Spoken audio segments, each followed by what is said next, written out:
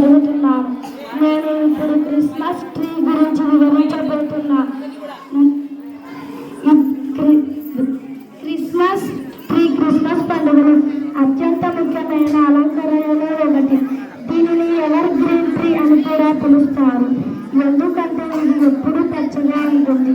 పచ్చని చెట్టు జీవం, ఆశ మరియు కొత్త ప్రారంభాన్ని సూచిస్తుంది.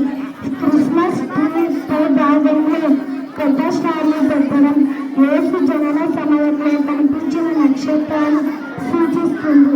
ఈ ట్రీ ఇంటికి ప్రత్యేకమైన వెలుగు మరియు ఐక్యతను పండుగ వాతావరణాన్ని తీసుకువస్తుంది. క్రిస్మస్ ట్రీ ప్రేమ, ఆనందం, శాంతి మరియు ఐక్యతను సంకేతంగా నిలుస్తుంది. Thank you. My name is Madhura. I am studying fifth class. నేను ఇప్పుడు క్రిస్మస్ స్టార్ గురించి వివరించబోతున్నాను. క్రిస్మస్ స్టార్ క్రిస్మస్ పండుగలో ఎంతో ముఖ్యమైన ప్రత్యేకం.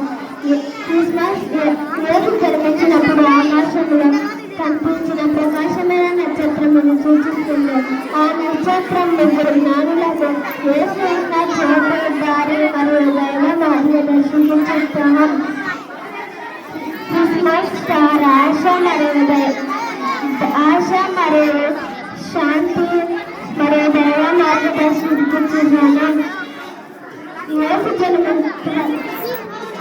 క్రిస్మస్ స్టార్ యేసు వెలుగు ప్రపంచానికి తెచ్చినమన్న సందేశం గుర్తు చేస్తుంది.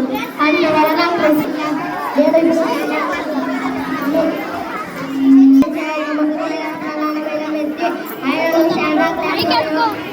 అలాగే ఫాదర్ ఆఫ్ క్రిస్మస్ అని కూడా పిలుస్తారు. శాంటా ఎర్రని కోటు, తెల్లని గడ్డం.